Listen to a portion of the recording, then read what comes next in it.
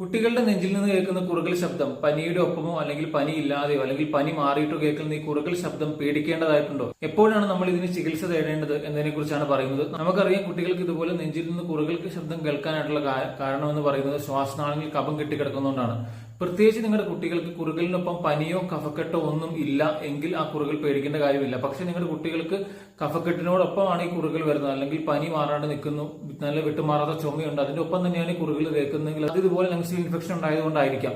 പക്ഷെ ഇല്ല, പനി മാറി കഫക്കെട്ടെല്ലാം മാറി ഒരു ചെറിയ കുറുകൽ ശബ്ദം മാത്രം തീരെ ചെറിയ കുട്ടികൾക്ക് ഇതുപോലെ മാറാണ്ട് നിൽക്കുന്നത് കണ്ട് പേടിക്കേണ്ട. അതിന് കാരണം എന്ന് പറയുന്നത് ഇതുപോലെ കുട്ടികൾ വലിയവരെ പോലെ കഫം ഉണ്ടാകുമ്പോൾ തുപ്പിക്കളയാത്തതുകൊണ്ട് കഫം ആ സമയത്ത് ശ്വാസനാളിൽ കെട്ടിക്കിടക്കുകയും ഇതുപോലെ ആ സമയത്ത് അവർ ഭക്ഷണം കഴിക്കുമ്പോഴോ അല്ലെങ്കിൽ ശ്വാസം എടുക്കുമ്പോഴും വിടുമ്പോഴും ഒക്കെ ആ ഭാഗത്തിൽ നിന്ന് എയർ അതിന്റെ മേലിലൂടെ പോകുമ്പോഴത്തേക്ക് ഒരു വൈബ്രേഷൻ ഉണ്ടാവുകയും അതിൽ നിന്ന് കേൾക്കുന്ന ശബ്ദമാണ് ഈ കുറുകൽ ശബ്ദം. കുട്ടികൾക്ക് ഈ കുറുകലിനോടൊപ്പം പനിയോ കഫക്കെട്ടോ ഇല്ലെങ്കിൽ പേടിക്കേണ്ട കാര്യമില്ല. മറിച്ച് നിങ്ങളുടെ കുട്ടികൾക്ക് ഈ കുറുകലിനോടൊപ്പം തന്നെ വിട്ടുമാറാത്ത